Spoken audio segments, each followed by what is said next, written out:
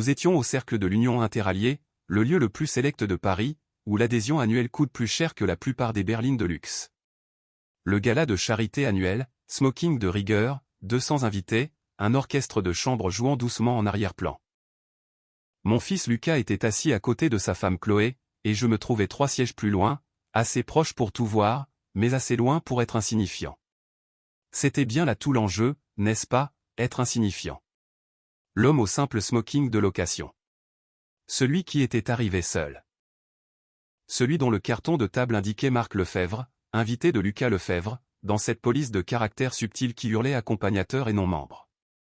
Béatrice de Montval régnait en maître en bout de table telle une reine inspectant ses sujets.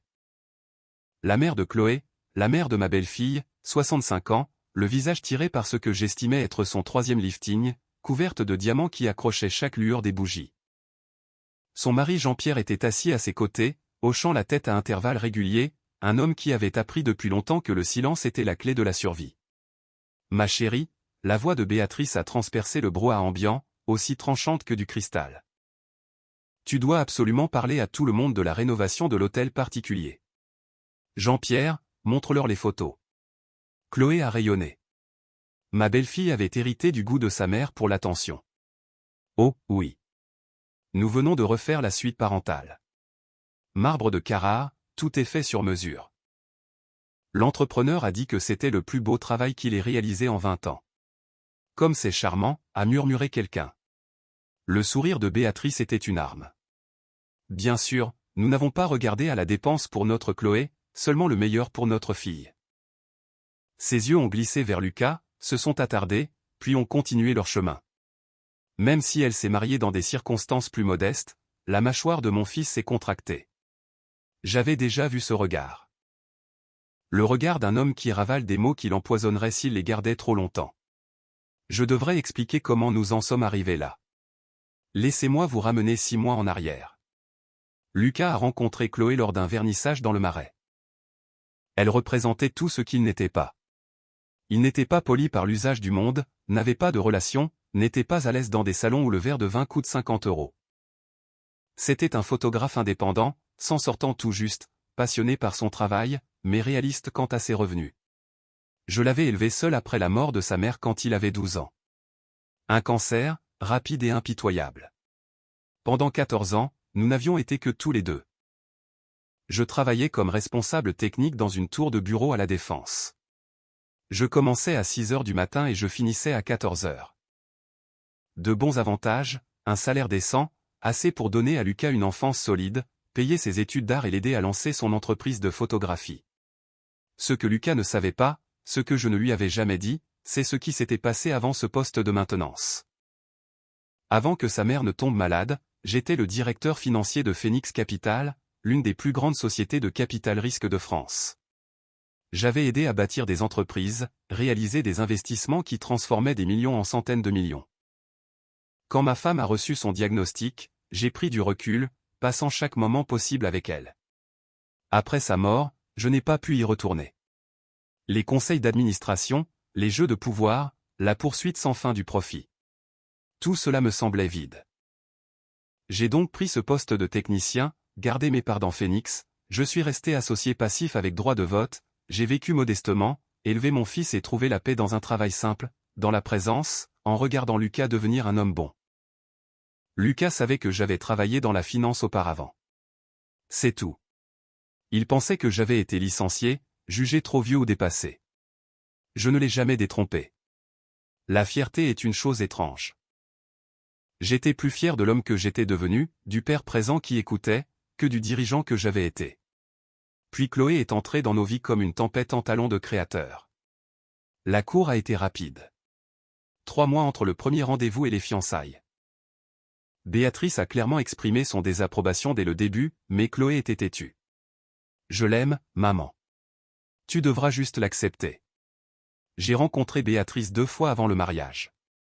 La première fois, elle m'a regardé de haut en bas comme si j'étais une chose collée à sa semelle.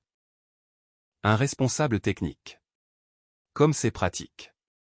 La deuxième fois, lors du dîner de répétition, elle avait bu 3 martinis. Au moins, Chloé se marie par amour, a-t-elle annoncé à la cantonade. Le ciel sait que ce n'est pas pour l'argent. Des rires ont parcouru ses amis. Le visage de Lucas est devenu rouge. J'ai posé ma main sur son épaule, pressant doucement. Ça n'en vaut pas la peine, mon fils. Mais cela l'usait. Après 6 mois de mariage, je voyais mon fils s'étioler. Chloé mentionnait que leur appartement était petit par rapport à celui de son enfance. Béatrice lâchait des commentaires sur le petit passe-temps photographique pittoresque de Lucas lors des dîners de famille. Jean-Pierre signait des chèques pour les virées shopping de Chloé tout en faisant des remarques pointues sur le fait de subvenir aux besoins de sa famille. Lucas a commencé à s'excuser pour tout. Pour son emploi du temps, pour ne pas pouvoir s'offrir les bons restaurants. Pour moi. Son père, qui nettoyait des bâtiments pour gagner sa vie, alors que sa belle-mère portait des bijoux valant plus que nos revenus annuels cumulés. Je lui ai dit un jour, « Lucas, tu es un homme bon qui fait un travail honnête. Ne t'en excuse jamais. » Il avait souri, mais cela n'atteignait pas ses yeux. « J'aimerais juste pouvoir lui donner plus, papa. Elle mérite mieux. » Non, ai-je pensé sans le dire. Elle mérite exactement ce qu'elle est. De retour au gala. Les discours étaient terminés. Le dîner avait été servi, une sorte de poisson avec une émulsion qui coûtait 200 € l'assiette. Béatrice en était à son 4e verre de champagne, sa voix devenant plus forte, son filtre se dissolvant comme du sucre dans l'eau chaude. Vous savez, a-t-elle dit trop fort, attirant l'attention des tables voisines. Je me demandais juste, Lucas, mon cher, qu'est-ce que tu fais exactement déjà? De la photographie, c'est bien ça. Mon fils a hoché la tête. Oui, Béatrice. Surtout du travail commercial. Quelques mariages. Des mariages. Elle a ri, d'un rire sec et cassant. Comme c'est charmant. Tu prends des photos des jours heureux des autres. Elle s'est penchée en avant, ses diamants captant la lumière. Dis-moi, combien cela rapporte-t-il? Je suis sincèrement curieuse. Est-ce suffisant pour subvenir aux besoins de ma fille selon le train de vie auquel elle est habituée? Chloé a touché le bras de sa mère. Maman, peut-être que nous devrions. Non, non, je veux savoir. Les yeux de Béatrice brillaient d'une malveillance déguisée en intérêt. Je veux dire, Chloé me dit que tu gagnes quoi, 30 000 € par an, 40 000. La table est devenue silencieuse. Il y avait 200 personnes dans la salle, mais je n'entendais que la respiration de Lucas à côté de moi. Ça varie, a dit Lucas doucement. Selon la saison, bien sûr, ça varie. Béatrice a agité la main d'un geste dédaigneux. C'est le problème avec les activités artistiques. Aucune stabilité, aucun véritable plan de carrière. Elle s'est tournée vers le couple à côté d'elle. Pas comme Jean-Pierre. Il a bâti son entreprise à partir de rien. La promotion immobilière. Ça, c'est une carrière. Jean-Pierre a bougé inconfortablement. Béatrice, peut-être que... Oh, ne sois pas modeste, chérie. Tu as merveilleusement bien réussi. C'est pourquoi nous pouvons nous permettre d'aider les enfants, n'est-ce pas? Elle a de nouveau regardé Lucas. Le dépôt de garantie pour l'appartement, les mensualités de la voiture, la garde-robe de Chloé. Nous sommes heureux d'aider. Bien sûr, c'est ce que fait la famille. J'ai senti Lucas se raidir à côté de moi. Béatrice n'avait pas fini. Et Marc, puis-je vous appeler Marc? Tout le monde le fait, n'est-ce pas? Marc, vous travaillez dans la maintenance technique des bâtiments. C'est exact. Tous les regards se sont tournés vers moi.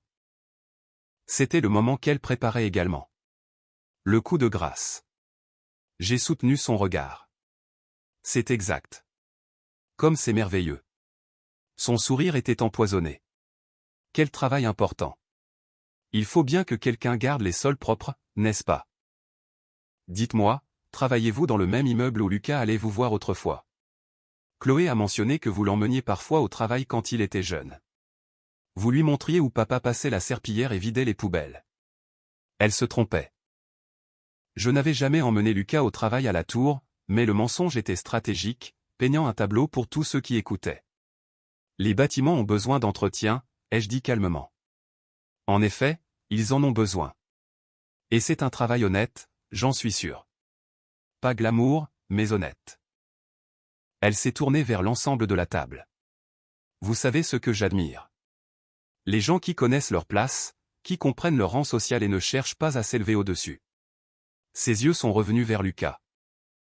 C'est quand les gens ont des idées au-dessus de leurs moyens que les problèmes surviennent. Chloé semblait mal à l'aise. Maman, peut-être devrions-nous parler des objets de la vente aux enchères. Dans un instant, ma chérie. La voix de Béatrice s'est durcie. Je souligne juste un point.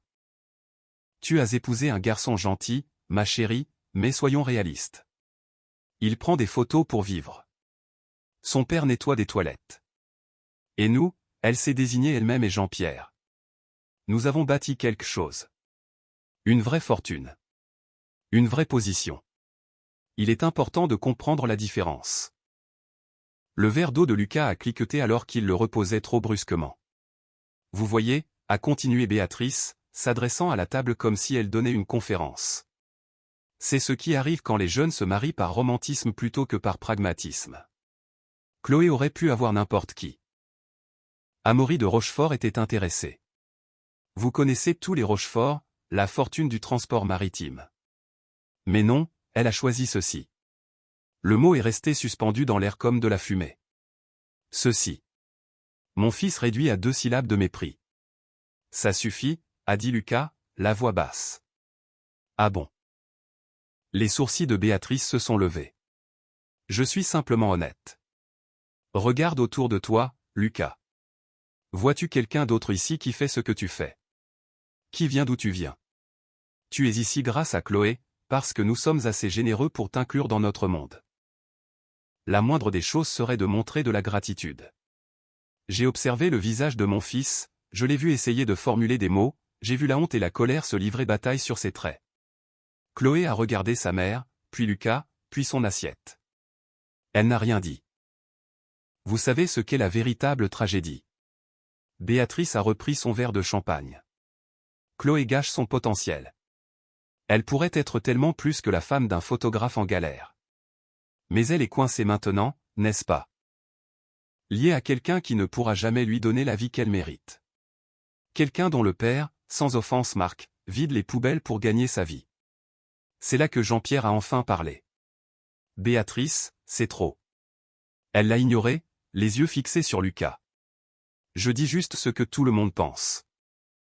Regarde-toi. Ce smoking est loué, n'est-ce pas? Ça se voit. La coupe n'est pas tout à fait juste. Pendant ce temps, Jean-Pierre a dépensé 4 000 € pour le sien. C'est la différence. C'est de cela que je parle. Lucas a repoussé sa chaise. Le grincement du bois sur le marbre a coupé la musique. J'ai besoin d'air, a-t-il marmonné. Bien sûr que oui, a dit Béatrice. Enfuis-toi. C'est ce que font les gens quand ils ne peuvent pas supporter la vérité. Lucas est sorti de la salle de bal. Chloé est restée assise, sa main sur le bras de sa mère, lui chuchotant quelque chose d'urgent. Béatrice a ri. Oh, ma chérie, ne sois pas dramatique. Je suis juste honnête. Quelqu'un doit leur dire comment sont les choses en réalité. Je me suis levé lentement, j'ai senti chaque regard de la table posée sur moi. Béatrice m'a regardé avec ce même sourire condescendant. Vous partez aussi, Marc. Je comprends. Ces événements peuvent être écrasants pour les gens qui n'ont pas l'habitude. Excusez-moi, ai-je dit calmement. Je dois passer un appel téléphonique. Je suis sorti de la salle de bal avec le même pas mesuré que j'utilisais depuis 14 ans pour passer la serpillière et réparer les ascenseurs en panne. Pas d'urgence, pas de drame, juste un homme s'éclipsant pour passer un appel. Le couloir extérieur était de marbre et d'or. À travers les hautes fenêtres, la silhouette de Paris scintillait. J'ai trouvé Lucas sur la terrasse, les mains agrippées à la balustrade, les épaules secouées. Papa, Sa voix s'est brisée. Je suis tellement désolé. Je suis tellement désolé qu'elle ait dit ces choses sur toi. Ne t'excuse pas pour elle, mon fils. Mais la façon dont elle a parlé de toi, de ton travail. Ce que je fais n'est pas honteux, ai-je dit. Et ce que tu fais ne l'est pas non plus. Tu es un photographe talentueux. Tu travailles dur. Tu es gentil. Tu es tout ce qu'un homme devrait être. Il a essuyé ses yeux. Alors pourquoi ai-je l'impression de n'être jamais assez? Pourquoi ne puis-je pas simplement lui donner ce qu'elle veut? Parce que ce qu'elle veut, ce n'est pas toi. J'ai posé ma main sur son épaule. Cette femme là-dedans ne voit pas les gens, Lucas. Elle voit des étiquettes de prix. Et Chloé, j'ai marqué une pause. Ta femme est restée assise. Elle ne t'a pas défendu. Elle n'est pas partie avec toi. Elle est restée avec sa mère. Le visage de Lucas s'est effondré. Je l'aime, papa. Je sais que tu l'aimes.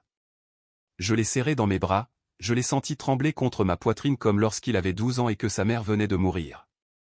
Je sais. Nous sommes restés là un moment, père et fils.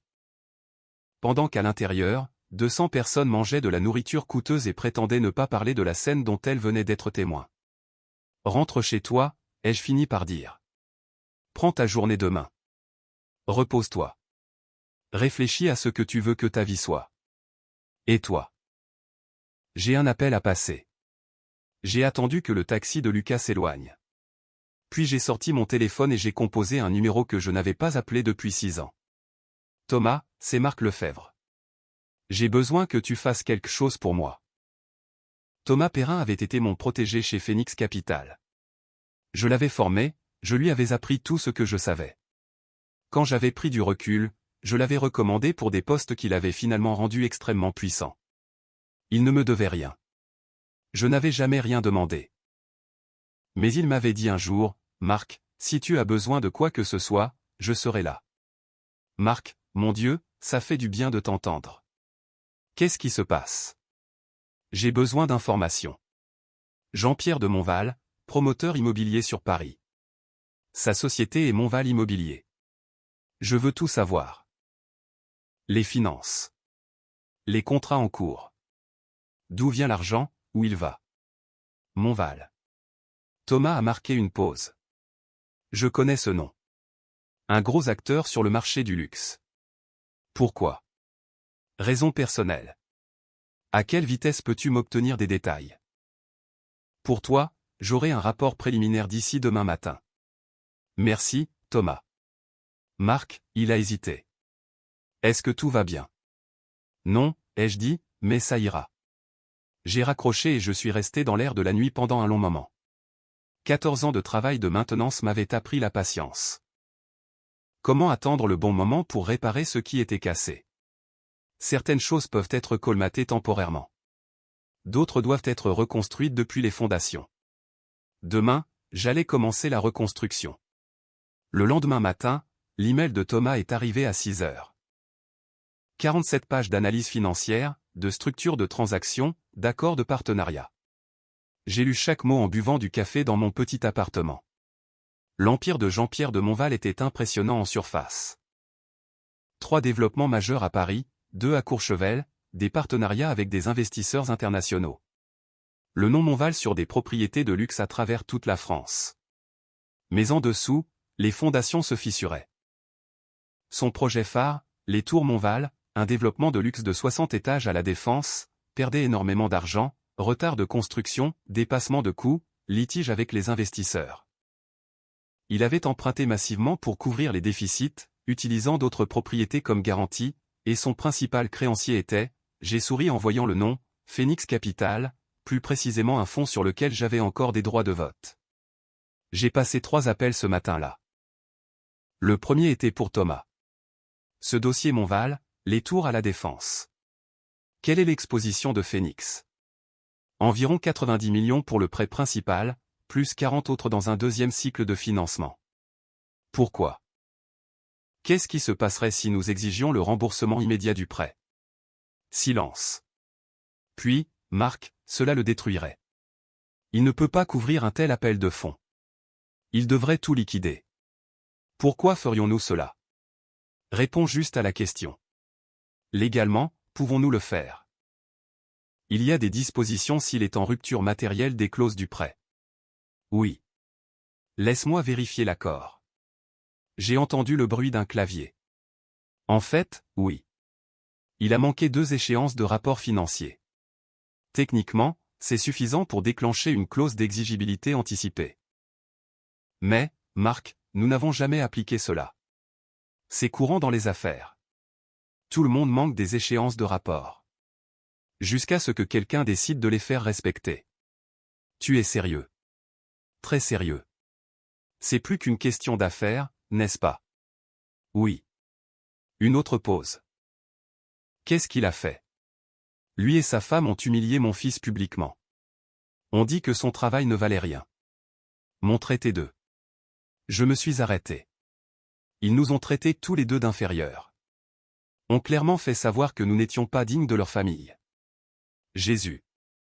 Marc. Je suis désolé. Ne sois pas désolé. Dis-moi juste si nous exigeons ce remboursement. Qu'est-ce qui arrive? Un effondrement complet. Il devrait tout vendre pour n'en couvrir qu'une fraction. Son entreprise serait finie. Sa réputation, eh bien, dans ce milieu, on ne se remet pas d'un tel échec. Il serait ruiné. Et les investisseurs, les gens qui ont acheté sur plan. Ils sont protégés.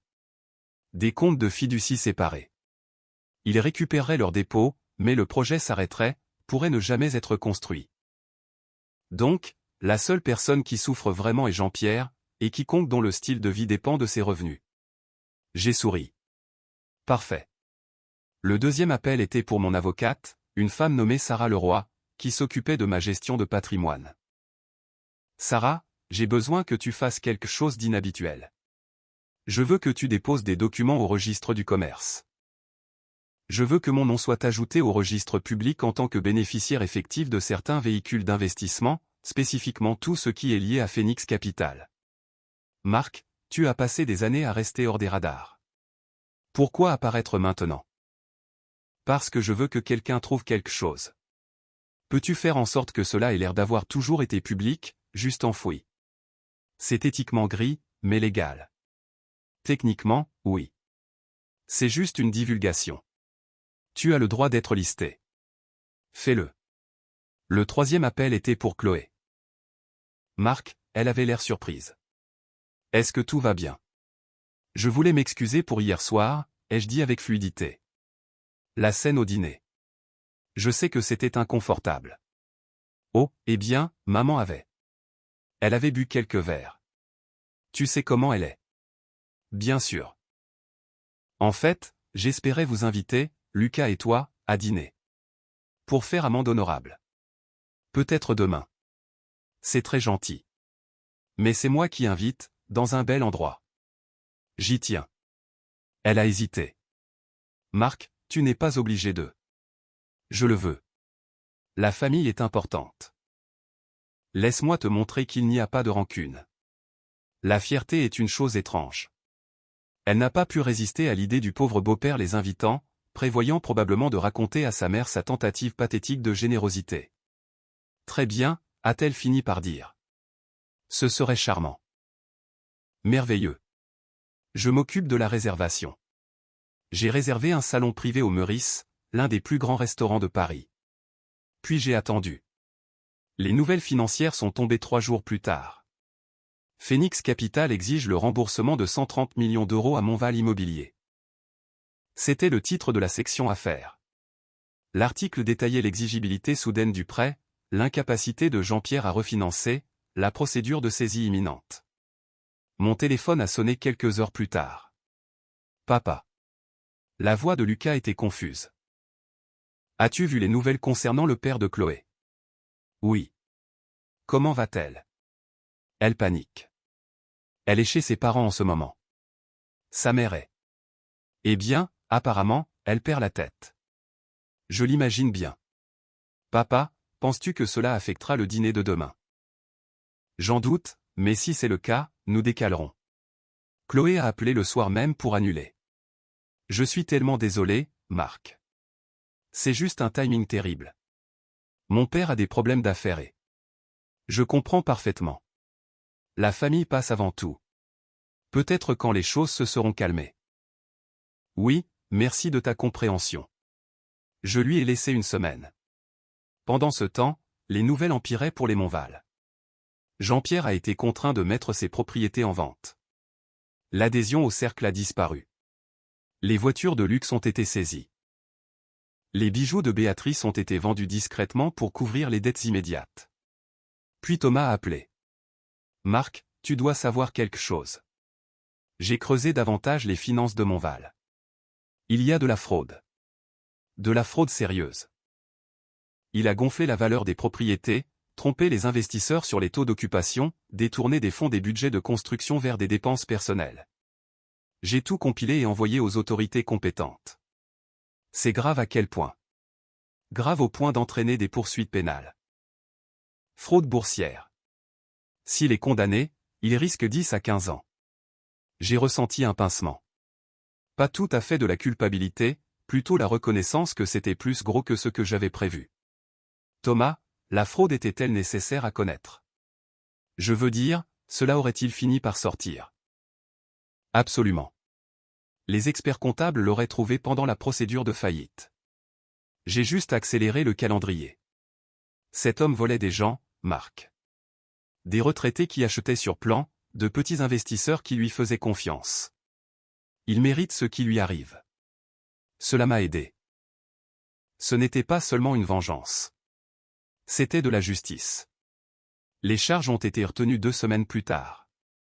Jean-Pierre de Montval arrêté pour fraude boursière et vol de plus de 5 000 €. La couverture médiatique a été étendue. Des photos de lui emmenées de son bureau les menottes au poignet. Béatrice, pour une fois, n'avait aucun commentaire pour les caméras. Lucas est venu à mon appartement ce soir-là. Chloé m'a quitté, a-t-il dit. Je lui ai versé un whisky. Raconte-moi ce qui s'est passé. Elle a dit, il a ri amèrement. Elle a dit qu'elle ne pouvait pas être avec quelqu'un qui ne pouvait pas subvenir à ses besoins. Que toute sa vie s'écroule et qu'elle doit se concentrer sur sa famille. Sa mère vend la maison. Elle déménage dans un endroit plus petit. Le fonds fiduciaire de Chloé, apparemment, son père l'a constitué avec de l'argent qui est maintenant saisi. Elle n'a plus rien. Et elle pense que tu ne peux pas l'aider. Est-ce que je le peux, papa, soyons honnêtes. Je gagne 35 000 € par an. Je ne peux pas la sauver de ça. Est-ce ce que tu veux faire, la sauver? Il m'a regardé. Je voulais l'aimer, mais elle ne m'a jamais aimé, n'est-ce pas? Pas vraiment. J'étais juste, je ne sais pas, une rébellion, une phase. Probablement. Les papiers du divorce sont arrivés aujourd'hui. Elle veut que ce soit fait rapidement. Elle ne veut rien de moi. Elle a littéralement dit, ce n'est pas comme si tu avais quoi que ce soit qui vaille la peine d'être pris. J'ai posé ma main sur son épaule. Je suis désolé, mon fils. Ne le sois pas. Il a pris une longue gorgée. Honnêtement, je me sens soulagé. Est-ce que c'est terrible? Non, c'est honnête. Nous sommes restés assis en silence pendant un moment. Papa, a fini par dire Lucas, puis-je te demander quelque chose?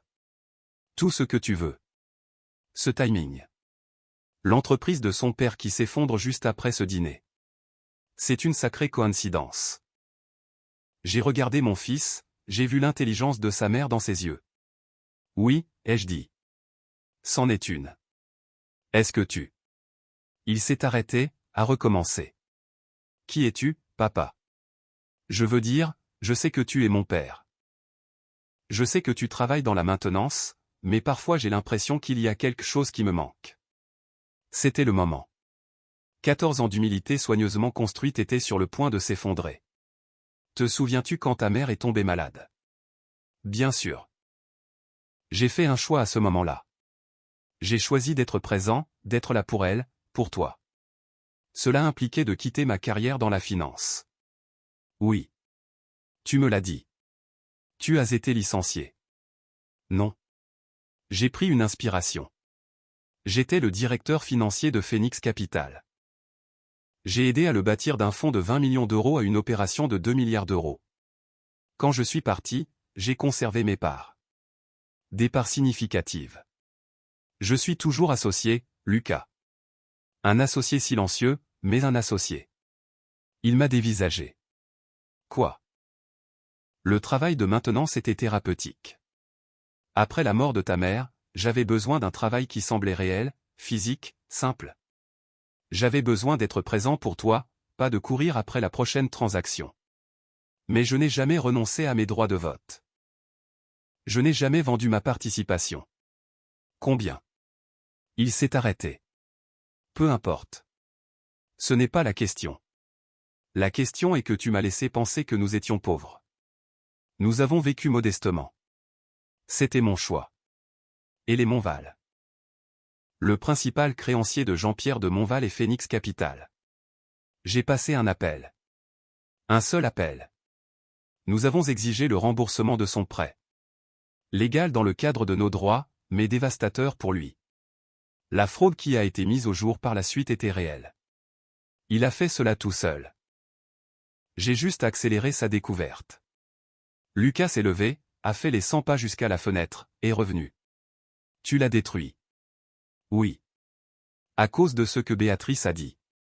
À cause de ce qu'elle a dit, à cause de ce qu'elle t'a fait ressentir. Parce que Chloé est restée assise pendant que sa mère t'humiliait. Je me suis levé pour lui faire face. Parce qu'ils t'ont obligé à t'excuser d'être exactement ce que tu devrais être, un homme bon faisant un travail honnête.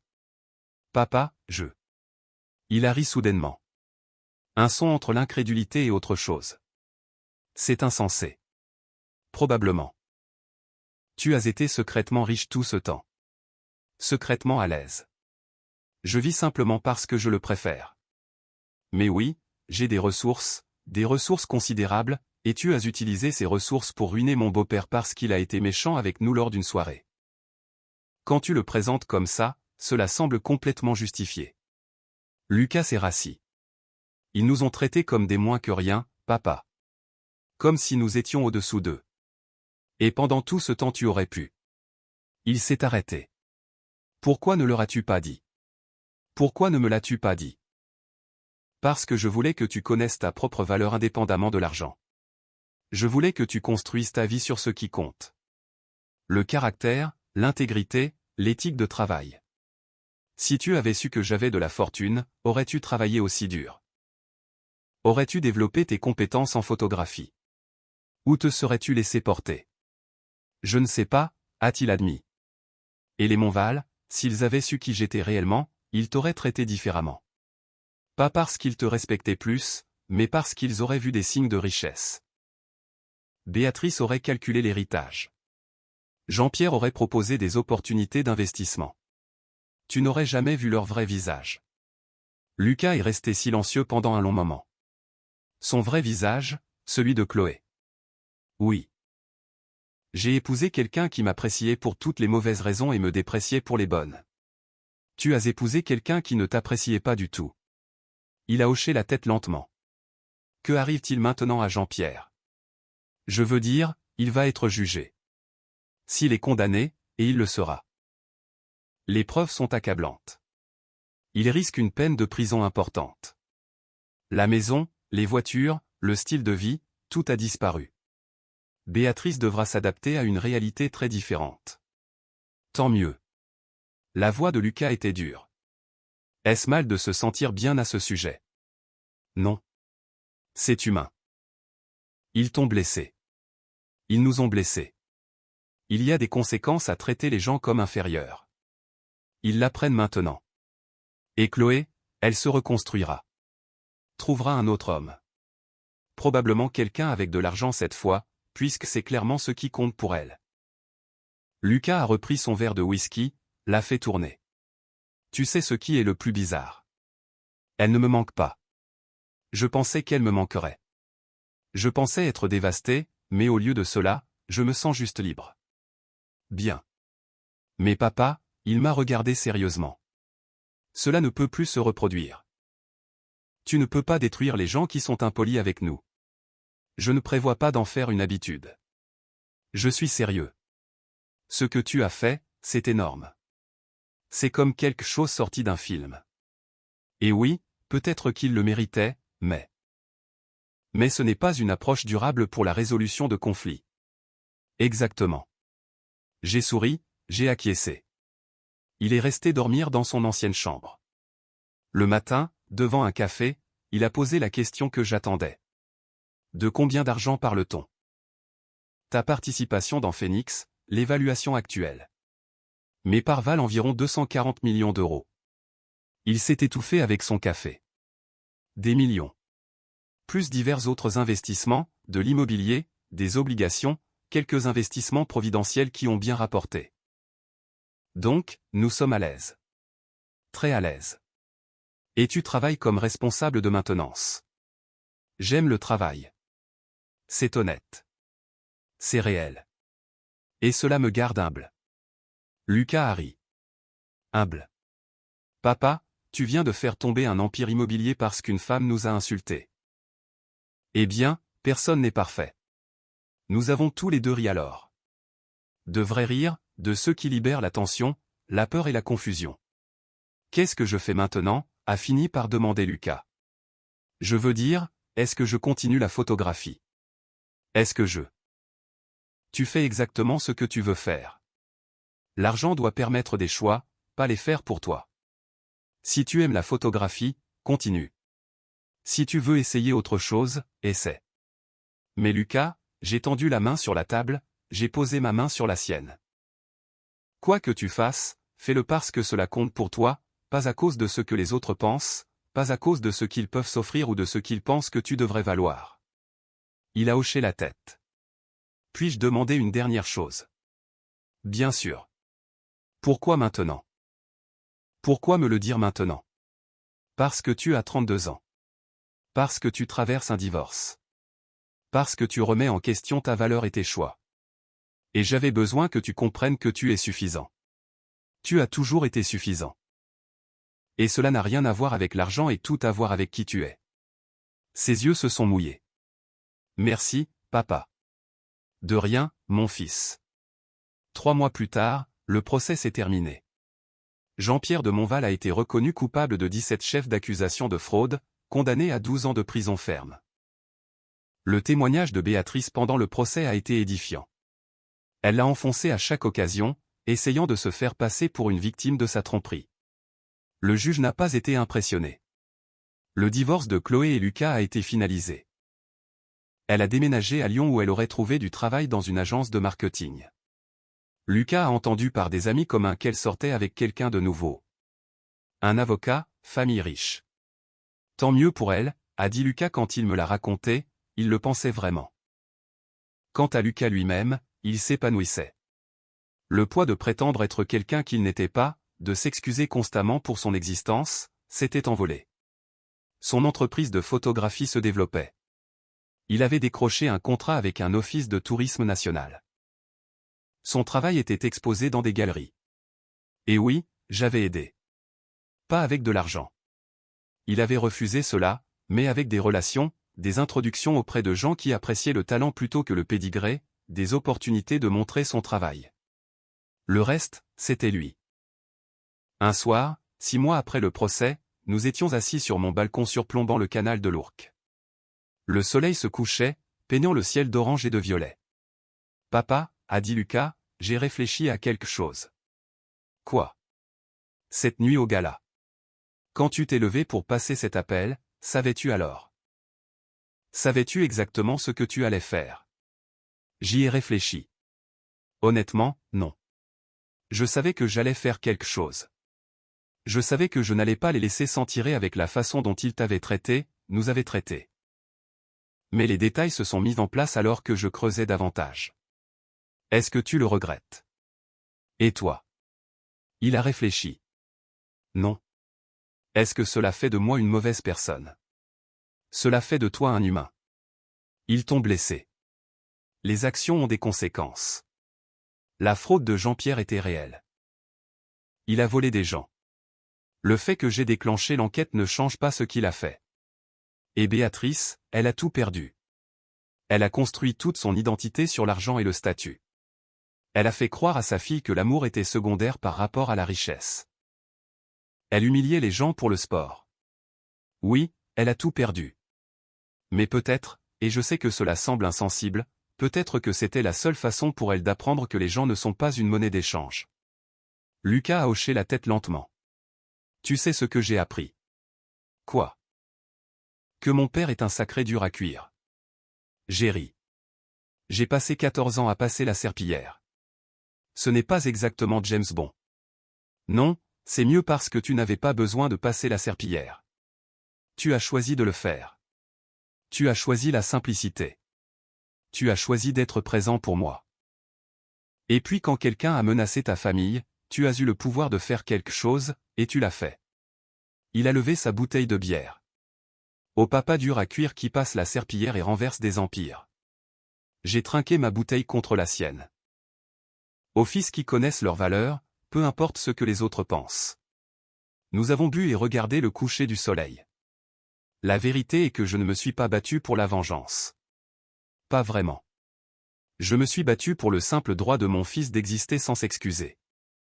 De faire un travail qu'il aimait sans en avoir honte, d'être apprécié pour qui il était, pas pour ce qu'il pouvait apporter. Je me suis battu pour la dignité tranquille du travail honnête. Pour l'idée que le caractère importe plus que le flux de trésorerie, pour la liberté d'aimer quelqu'un sans calculer sa valeur nette. Et oui, je me suis battu pour montrer à des gens comme Béatrice de Montval que leur cruauté a des limites. Qu'on ne peut pas construire une vie en méprisant les autres et s'attendre à ce qu'elle dure. Est-ce que Jean-Pierre méritait 12 ans? Peut-être pas. Mais il méritait des conséquences. Il a bâti un château de cartes sur la fraude et l'arrogance. Et quand il est tombé, il a emporté l'empire de sa famille avec lui. Parfois je pense à cette nuit, au visage de Béatrice alors qu'elle nous ridiculisait, au silence de Chloé, aux mains tremblantes de Lucas, et je pense à l'appel téléphonique. Un appel téléphonique. C'est tout ce qu'il a fallu. Pas parce que je suis puissant, même si je le suis. Pas parce que je suis vengeur, même si je peux l'être, mais parce que je suis un père. Et les pères protègent leurs enfants. Parfois avec des câlins et des conseils. Parfois avec un appel téléphonique bien placé à la bonne personne. Je travaille toujours comme responsable technique. Je me réveille toujours à 5h30. Je répare toujours les ascenseurs en panne et je débouche les canalisations. Mes collègues ne connaissent pas Phoenix. Ils connaissent Marc, le gars qui apporte des croissants le vendredi et aide à couvrir les gardes quand quelqu'un est malade. C'est la personne que je choisis d'être. Humble, présent, réel. Mais quand ma famille est menacée, quand quelqu'un confond humilité et faiblesse, eh bien, il rencontre l'autre Marc, celui qui a bâti des empires et sait exactement comment les démanteler. Lucas m'a demandé une fois si je raconterais un jour toute l'histoire, si je ferais savoir aux gens ce que j'ai fait. Pourquoi le ferais-je, ai-je dit. Les gens qui comptent, vous le savez déjà. Les gens qui ne comptent pas, tous les autres, n'ont pas besoin de savoir. Mais tu ne veux pas de reconnaissance. De la reconnaissance pourquoi? Pour avoir ruiné la vie d'un homme.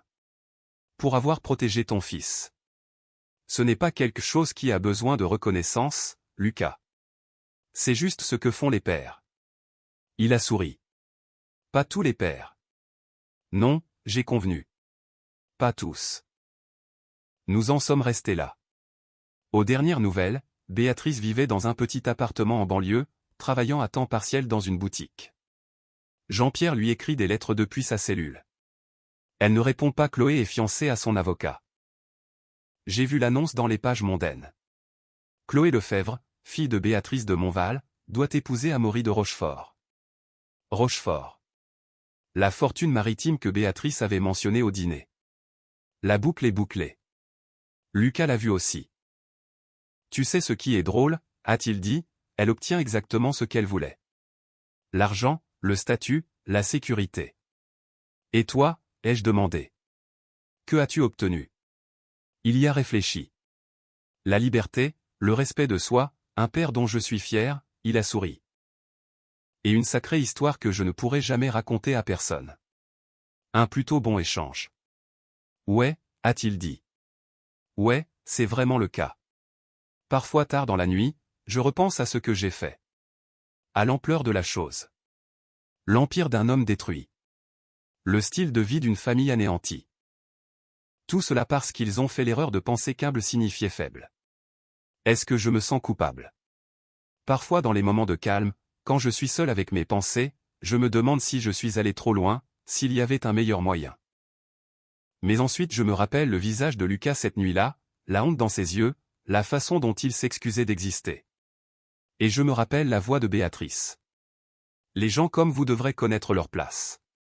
Non, je ne me sens pas coupable. J'ai l'impression d'avoir fait exactement ce qui devait être fait. Mon fils connaît sa valeur maintenant. Il sait qu'il n'a pas besoin de s'excuser pour un travail honnête ou des origines humbles. Il sait que le caractère compte plus que le capital et que la mesure d'un homme n'est pas dans son compte bancaire. C'est la leçon que Béatrice de Montval a essayé de lui enseigner, bien que ce ne soit pas celle qu'elle prévoyait. Et c'est une leçon qu'elle a apprise elle-même à ses dépens. Je passe toujours la serpillière, je répare toujours les ascenseurs, je vis toujours dans mon appartement modeste avec sa vue sur le canal. Mais quand je vois mon fils maintenant confiant, accompli, sincèrement heureux, je sais que j'ai fait le bon choix. Cette histoire est une réflexion poignante sur la véritable nature de la valeur humaine et les dynamiques de classe qui persistent dans notre société moderne. À travers le personnage de Marc, on découvre que la puissance ne réside pas dans l'étalage de richesses, mais dans la capacité à rester intègre et protecteur envers les siens. Le contraste entre le luxe superficiel des Montval et la dignité tranquille de Marc souligne une leçon essentielle: celui qui se croit au-dessus des autres est souvent celui qui a le plus à perdre. La chute de Jean-Pierre n'est pas seulement une vengeance personnelle, c'est la conséquence inévitable d'une vie bâtie sur l'arrogance et la tromperie.